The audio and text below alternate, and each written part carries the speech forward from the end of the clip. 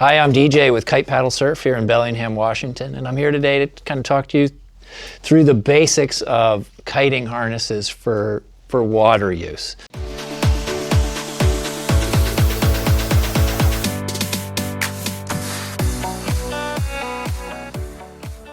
So our main types in general is a waist harness. So this one fits up pretty high, kind of around your belly button area. The second type of fitting, or it's almost two different types, are the lower fitting ones that include leg straps. So that'd be the classic seat harness. You can see the leg loops. And then the board short harness, which is functionally a seat harness. It just kind of hides the leg loops. They're built internally into the shorts themselves.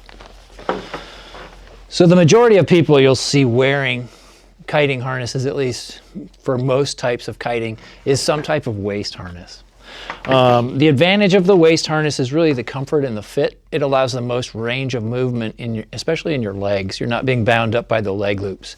They fit up pretty high, so with a waist harness, the fit is critical, especially because it will move around a little bit, and if it doesn't fit well or fit tightly against you, it will slide up and almost compress your breathing. And then it also gets into such a high position that it lowers the throw of your bar or the D-power range.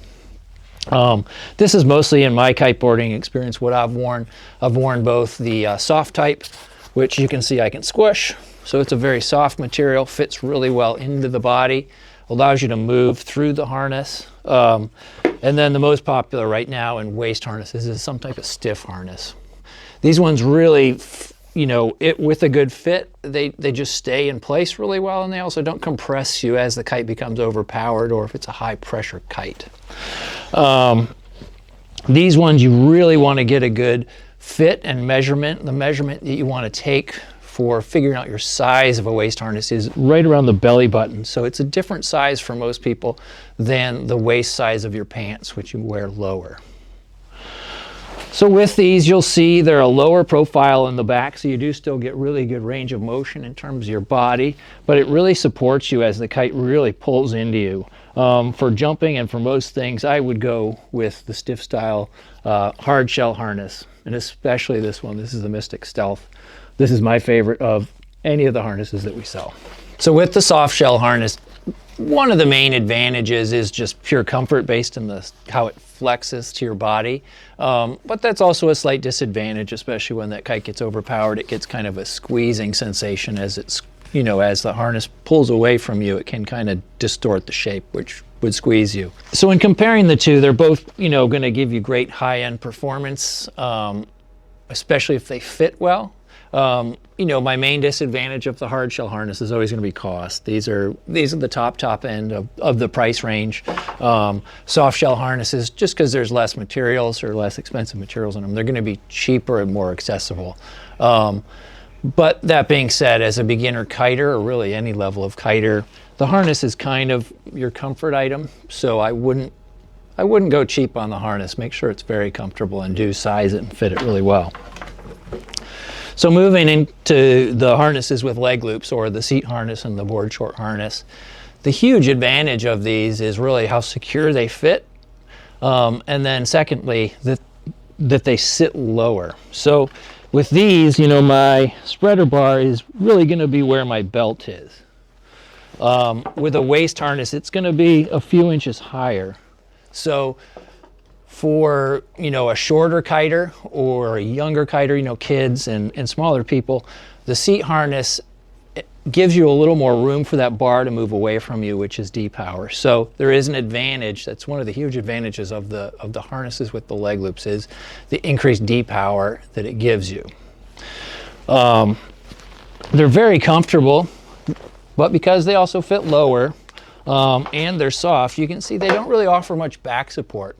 So for good or for bad, they're very flexible in the the lower back area, but above, kind of in this range where the waist harness would sit, you still get good flexibility.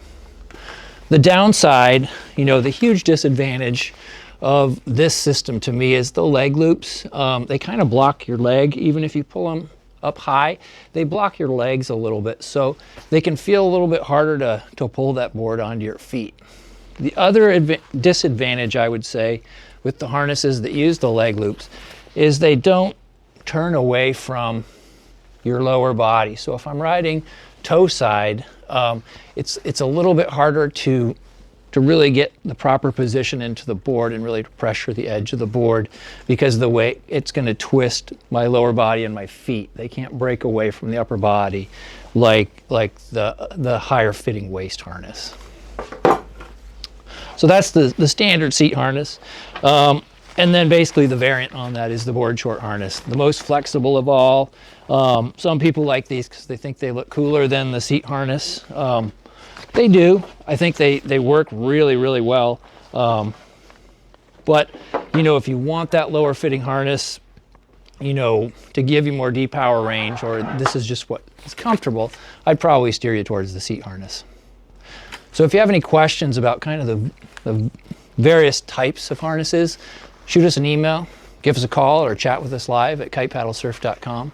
And if you can, give us a like and subscribe to our channel. Thank you. I'm TJ with Kite Paddle Surf.